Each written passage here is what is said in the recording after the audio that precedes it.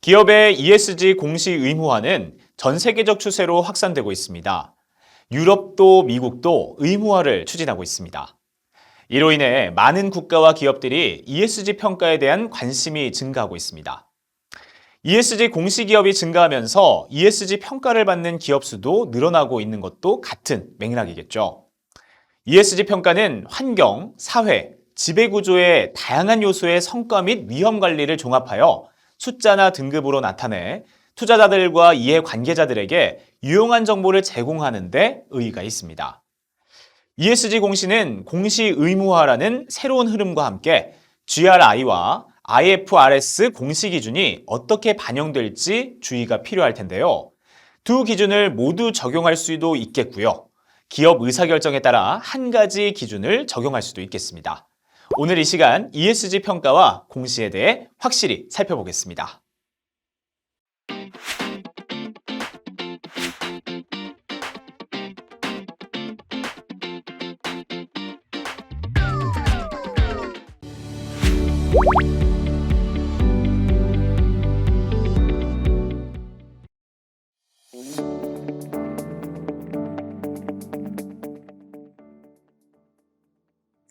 이번 시간에는 가장 많이 들어보셨던 ESG 평가와 그리고 ESG 공시에 대해서 살펴보고자 합니다. ESG 평가라고 하면 기업의 ESG 정보라든가 활동들을 평가하는 겁니다. 그래서 얼마나 이 회사는 비재무에 대한 활동들을 잘하고 있고 또 건강한 기업인지를 보려고 하는 것이죠. 다시 얘기하면 ESG를 평가한다는 것은 기업이 만들어내는 숫자 뒷면에 어떤 비재무적인 리스크가 있고 또 어떠한 잠재력이 있는 좋은 회사인지를 평가하고자 하는 겁니다. 그래서 숫자만 가지고 평가를 하지 않겠다는 거죠.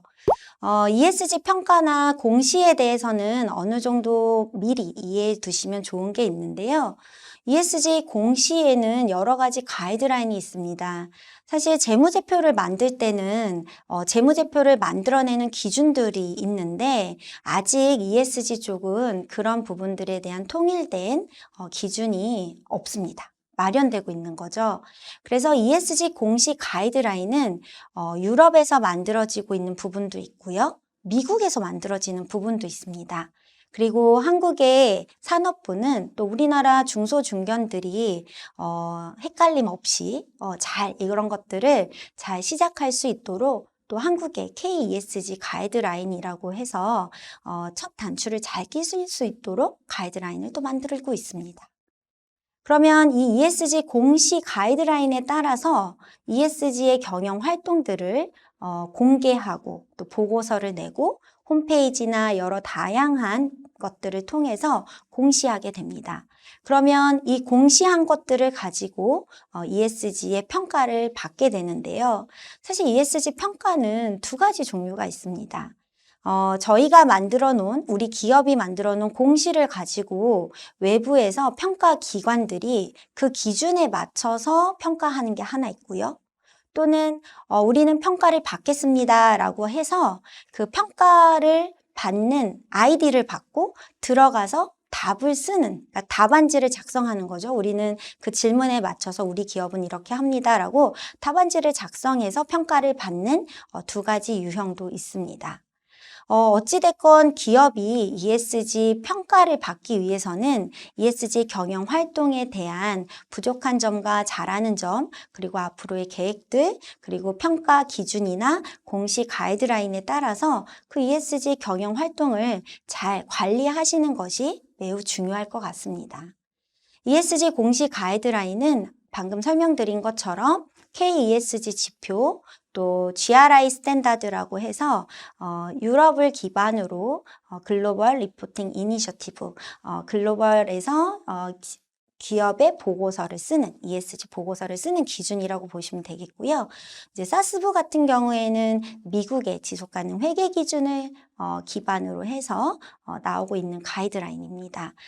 산업에 대한 특징이라든가 조금 더 비즈니스적인 지표들이 많이 요구가 되는데 사스부 같은 경우는 또 미국의 비즈니스의 특성을 갖고 있는 부분들도 일부 있습니다. 그래서 미국에 진출을 하시거나 또는 미국에 있는 기업과 거래를 하거나 또는 우리가 글로벌 기업의 공급망에 있다라고 하면 이렇게 미국의 회계 기준도 또 잘 받아들이셔서 또 공시해야 되는 상황이 있을 수도 있습니다. 또 하나는 TCFD입니다. 저희가 이제 ESG라고 하면은 환경과 기후를 빼놓을 수가 없는데요.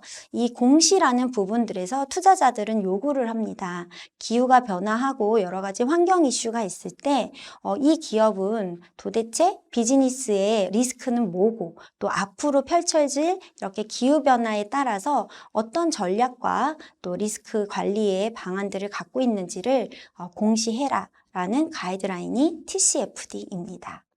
그래서 사실 너무 많은 가이드라인도 있고 또 너무 많은 평가들도 있다 보니까 기업 입장에서는 우리가 하고 있는 비즈니스의 산업군과 그리고 내가 진출하고 있는 어떤 비즈니스의 시장 그리고 요구사항들을 잘 진단을 하셔서 선택과 집중을 가지고 굉장히 코어한 지표와 공시를 체계적으로 발전시켜 나가실 필요가 있겠습니다. 평가에 대한 부분을 잠깐 살펴보자면 에코바디스라는 평가 플랫폼이 있습니다. 이거는 보통 유럽 기업들이 한국에 있는 공급망의 협력사들을 ESG나 CSR 평가를 할 때 많이 쓰는 것이고 보통 실무자 그룹에서는 난이도가 많이 높거나 복잡하지는 않다라고 얘기를 합니다. 그럼에도 불구하고 ESG 공급망 규제 라는 부분이 강하게 되고 또 실사라는 부분들이 법제화가 되면서 에코바디스를 대응하거나 에코바디스에 대한 지표 관리는 더욱 필요할 것으로 보여집니다. 그리고 이제 S&P가 갖고 있는 평가 기준도 있고요. 또 한국의 KCGS가 갖고 있는 거, 그리고 서스틴베스트라는 평가 기관도 있고, 또 많은 기업들이 잘 알고 있는 모건 스탠리, MSCI의 지표들도 있습니다. 그래서 이 지표를 다 합치면 모두 다 모든 기관들이 똑같은 지표 셋을 가지고 요구사항이 있는 건 아닙니다. 평가 기관의 평가 기준도 다릅니다. 그래서 평가 기관별로 이 비즈니스에 무엇을 볼 거냐가 조금씩 다른데요. 그렇기 때문에 우리가 어떤 비즈니스를 어떻게 하고 우리가 어떤 평가를 대응하고 어떤 지표를 먼저 우선적으로 관리해 나갈 것인가를 잘 동향을 파악하시고 내부를 정비하시는 일은 매우 필요할 것으로 생각이 듭니다.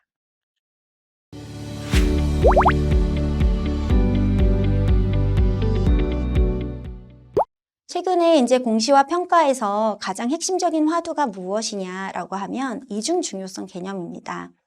잘 아시는 것처럼 CSR 시대에서는 기업의 사회적 책임, 기업이 사회와 환경에 미치는 영향에 대한 책임이었습니다. 그래서 기업 경영을 하면서 환경에 미치는 부정적인 것들은 줄이고 긍정적인 것들은 더욱 높이는 형태인데요. 그래서 이 기업 같은 경우에는 인사이드 아웃 관점에서 우리가 환경과 사회에 미치는 어떤 이슈가 중요하고 그런 활동들을 어떻게 하냐라는 영향 중요성 개념이 기존의 CSR 그리고 기업의 사회적 책임 시대에 중요했다면 ESG 시대는 지금 계속 말씀드리는 것처럼 투자자 관점입니다. 그래서 기업이 얼마나 건강한 숫자를 오래오래 만들 수 있겠느냐 그리고 리스크 관리를 잘해서 오래오래 지속 성장을 할 수 있겠느냐를 보는 거기 때문에 아웃사이드 인 관점의 중대성 평가와 공시도 중요합니다. 다시 말씀드리면 외부에서 일어나고 있는 기후변화라든가 여러 가지 중장기적인 어떤 사회적 메가 트렌드 같은 것들이 앞으로 기업의 비즈니스에 있어서 재무적으로 어떤 영향을 미치는지 비용을 많이 쓰게 되는지 또는 시장을 줄이게 하는 그런 요소인지 이런 부분에서 재무 중요성이라는 부분을 공시하고 파악하는 것도 매우 중요합니다. 그래서 임팩트 매터리얼리티, 영향 중요성, 파이낸셜 매터리얼리티, 재무 중요성 이렇게 쌍방향 개념의 중요한 이슈들을 늘 모니터링하고 평가하는 것이 되게 중요합니다. IFRS 이제 재단 같은 경우, 스탠다드 같은 경우에는 당연히 재무 중요성을 중요하게 생각을 하고 있고요. 또 EU의 기준에서는 지금 방금 보신 것처럼 쌍방 간의 이제 중요성, 더블 매터리얼리티를 둘 다 요구를 하고 있습니다. 근데 또 미국 같은 경우에는 이제 재무 중요성에 조금 더 포커스가 있고요. 또 아까 말씀드린 대로 유럽을 기반으로 글로벌 비재무 보고서의 가이드라인인 GRI 같은 경우에는 오히려 기업의 사회적 책임, 영향 중요성을 보고 있습니다. ESG 평가 영역별로 이제 주요 공시 기준들을 한번 체크업을 해봤습니다. 이렇게 보시면 웬만한 모든 이런 기준들이 저희가 지금 학습하고 있는 중점 영역에서 다 요구를 하고 있는 부분들이고요. 어떤 영역이 중요하고 어떤 부분들이 리스크고 우리가 어떻게 가겠다. 그리고 또 지금 현재의 상황을 진단해서 개선 과제를 가져간다라는 부분들에서 이 중점 영역이라는 부분들을 매년 잘 점검하고 관리하셔야 되는데요. 여기 보시는 것처럼 평가에 대한 영역이 어떤 공시 가이드라인이라든가 평가의 기준에서도 거의 다 요구되고 있는 부분입니다. 그래서 한번 살펴보시라고 해드렸습니다.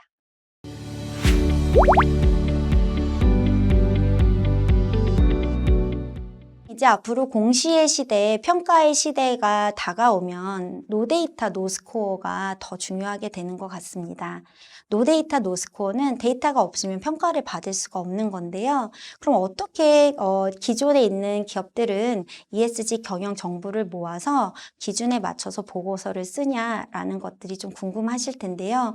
사실 많은 큰 기업들은 컨설팅을 통해서 보고서를 만들고 디자인을 입히고 매년 많은 돈을 들여서 공시를 하고 있습니다. 그런데 우리 중소, 중견 같은 경우에는 여력이 없으신 부분도 있고 또 공시가 규제화되지 않을 때는 자율적인 부분이 있다 보니까 효율적으로 그리고 매우 효과적으로 관리하실 필요가 있겠습니다. 그래서 지금부터는 보고서를 쓰고 있는 플로우라든가 보고서를 어떤 순서대로 어떻게 쓰고 있는지 실무 관점에서 설명을 좀 드리겠습니다. 보고서를 쓴다라고 하면 보통은 컨설턴트들도 동종 업계에 미리 나와 있는 보고서라든가 이미 쓰여져서 공시되어 있는 보고서를 많이 분석을 합니다. 그래서 그 트렌드 분석을 통해서 기획 방향을 잡고요. 두 번째는 방금 말씀드린 것처럼 중요성 평가를 합니다. 우리가 ESG 영역 안에서 어떤 이슈들을 중요하게 지난 1년 동안 생각을 해왔고 또 그런 이슈에 대해서는 리스크는 어떤지 성과는 어떤지를 공시하는 게 중요합니다. 그렇기 때문에 중요성 평가를 통해서 많은 영역 안의 이슈들 중에 무슨 이슈가 가장 우리 비즈니스에서는 지난 1년 동안 중요했는지를 파악하는 것이 중요성 평가입니다. 이해관계자들한테 서베이를 하기도 하고요. 또는 전략팀이나 비즈니스를 직접적으로 관련되어 있는 부서에서 그런 이슈들을 의견을 모아서 취합하기도 합니다. 그래서 이렇게 중요성 이슈에 대한 평가를 하고 나면 각 영역별로 어떤 내용들을 쓰고 그리고 이 중대 이슈에 대해서는 우리가 지난 성과는 어떤지 또 미흡했던 건 어떤지 앞으로 어떻게 할 것인가를 잘 정비하는 게 중요한데요. 이게 한 부서만 쓸 수 있는 내용이 아닙니다. 잘 아시는 것처럼 전 관련된 부서가 있기 때문에 각 이슈에 따라서 템플릿, 그러니까 작성할 수 있는 플로우의 어떤 템플릿이나 보고서, 파일 같은 것들을 만들어서 그 부서에 이제 뿌리고 또 그 내용을 받게 됩니다. 내용을 1차적으로 받다 보면 어떤 부서는 내용이 많고 또 어떤 부서는 내용이 없는 경우가 있거든요. 그래서 보고서를 이제 글로 써내가면서 부족한 부분을 보완하기도 하고 또 없는 부분들은 왜 없는지 파악을 합니다. 그래서 이 4번 보고서 작성과 검토 단계에서는 간접적으로는 우리가 어떤 부분들이 부족하고 어떤 부분들이 잘 공시될 수 있는지도 파악하는 진단의 효과성, 점검의 효과성도 있다는 점 말씀드립니다.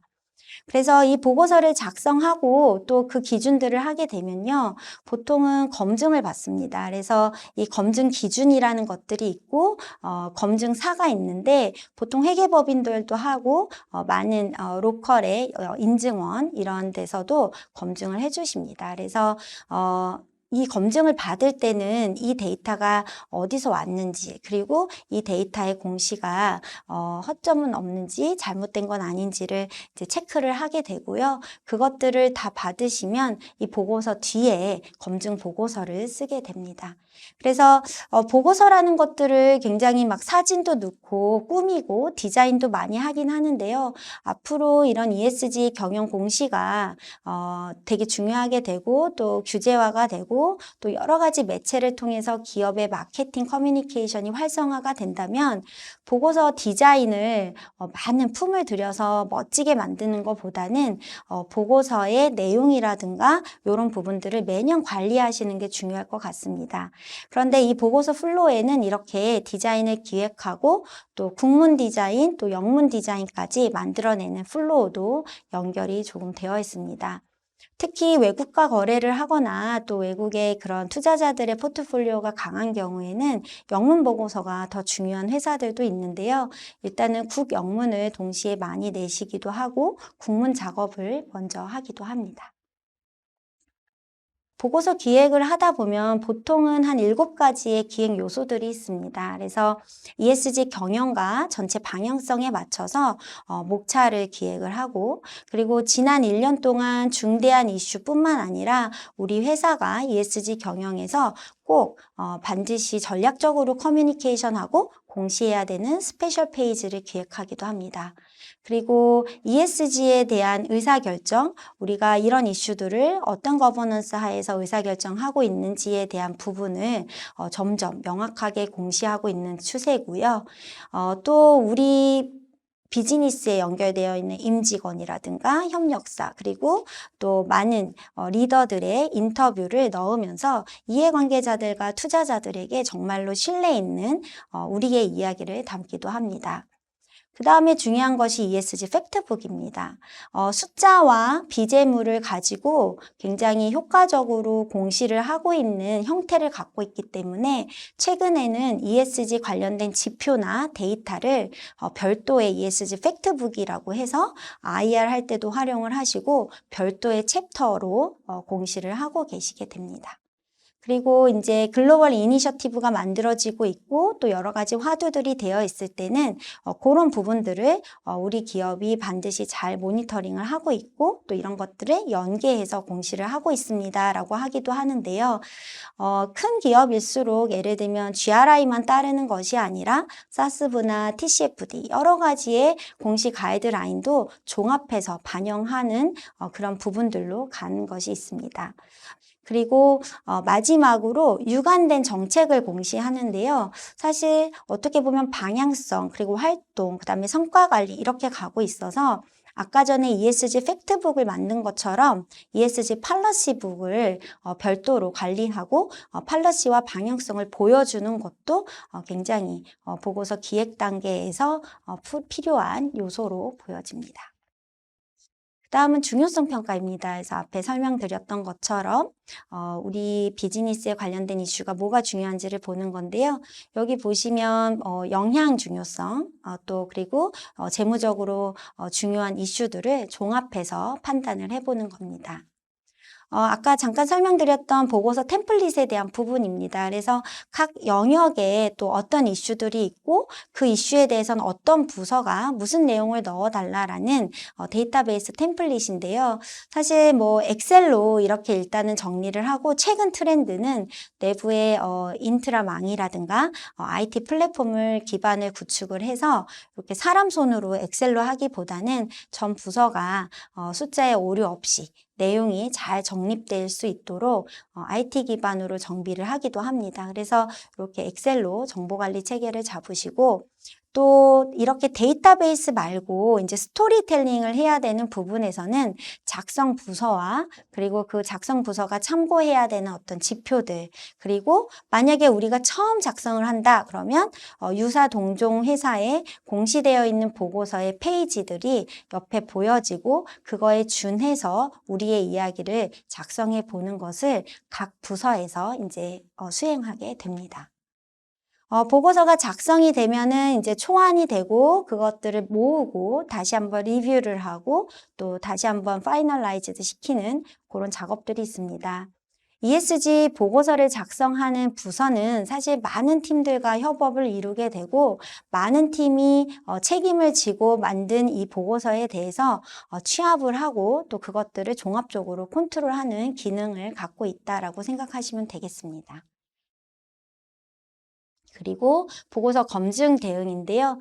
국내에서도 회계법인뿐 아니라 로이드 인증원, 또 DMV, 한국경영인증원 등 많은 주요 제3자 검증 기관이 있고요. 분량이라든가 회사 규모 이런 부분에 따라서 그 검증 비용이나 또는 그 검증하는 프로세스의 복잡성은 차이가 좀 있습니다. 그리고 보고서 번역이라는 부분도 있는데 사실 한 가지 제가 말씀드린 거는 보고서를 매년 영어로 이제 내거나 홈페이지를 한다고 하면 이거를 그냥 뭐 컨설턴트나 영어 잘하시는 분한테 맡길 게 아니라 우리 회사에서 우리 회사의 비즈니스를 영어로 잘 표현하고 또 홈페이지에 있는 영문 버전을 잘 관리해 줬던 그 영어 표현을 잘 알고 익숙한 그 분이 영어로 작성하는 것이 매우 중요합니다. 그동안 이제 컨설팅을 해보면 영어까지 작성해 주세요라고 하고 또 컨설턴트 쪽에서 작성을 했을 때는 그 회사의 비즈니스를 영어로 수행하시는 분보다 그 영어 용어라든가 이런 부분들이 익숙하지 않아서 사실 업무가 너무 비효율적으로 되고 있습니다. 그래서 사실 이제 앞으로 우리 중소중견들이 보고서를 만든다라고 했을 때는 보고서 작성과 번역은 그 회사의 핵심 부서에서 역량과 그리고 노하우를 잘 쌓을 수 있도록 관리하는 것이 중요할 것 같습니다. 이렇게 보고서를 어떻게 작성하고 마무리할 수 있는지를 좀 말씀드렸습니다.